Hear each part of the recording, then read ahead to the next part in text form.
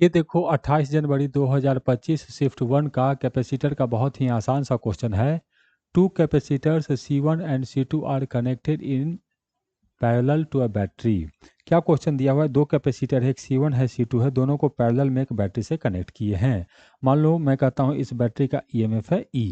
Okay, charge time graph is shown below for the two capacitors. अब दोनों capacitor पे charge आएगा तो चार्ज टाइम ग्राफ हम लोग को दिया हुआ है। C1 का ग्राफ देखो ऐसे गया है और ये है, और C2 का ग्राफ ऐसे है। इसी को मैं जूम करके ऐसे बनाया हूँ। तो ये जो वाइट कलर का ग्राफ दिया है ऐसे, ये ऐसे गया और पहले ही सिचुएशन पे पहुंच गया। तो ये ग्राफ है हम लोग को C1 का। और ये येलो कलर का जो ग्राफ है, ये इसको सिचुएशन में पहुंचने में ज़्यादा टाइम लगा है और इस पे चार्ज भी ज़्यादा है, तो इसको C2 कहा गया है। अच्छा ठीक है, तो हमसे जानना चाहता है बताओ C1 बड़ा कि C2 बड़ा। और जब ये चार्ज हो जाएगा तो पोटेंशियल एनर्जी स्टोर करके रखेगा, तो किसका एनर्जी बड़ा, पहला का या दूसरा का? कैसे करेंगे? सबसे पहले क्वेश्चन में यहीं पे गेम खेला गया है, पैरेलल टू अ बैटरी।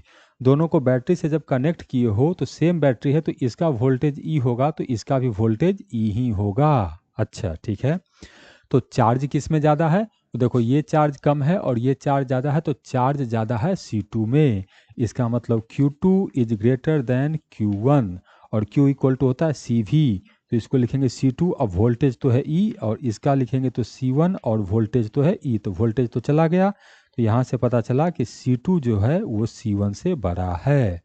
तो C2 बड़ा C1 छोटा, तो या तो ये ऑप्शन होगा या तो ये ऑप्शन होगा। तो दो ऑप्शन तो खत्म हो गया, ए खत्म हो गया और सी खत्म हो गया। अब इन दोनों में चुनाव करना है। तो पोटेंशियल एनर्जी का फॉर्मूला, पोटेंशियल एनर्जी का फॉर्मूला होता है हाफ सी वी स्क्वायर, और दूसरे का पोटेंशियल एनर्जी लिखेंगे तो ये होगा हाफ सी वी स्क्वायर। तो वोल्टेज तो दोनों का सेम है, तो जिसका कैपेसिटेंस ज़्यादा उसका पोटेंशियल एनर्जी भी ज़्यादा, और कैपेसिटेंस किसका ज़्यादा है? C2 का। तो इसका मतलब U2 बड़ा होगा और U1 छोटा होगा। तो U2 बड़ा और U1 छोटा, तो ये ऑप्शन गलत हो गया। करेक्ट आंसर है इसका D। इतना आसान सा सवाल 2025 में 28 जनवरी को पूछा गया है।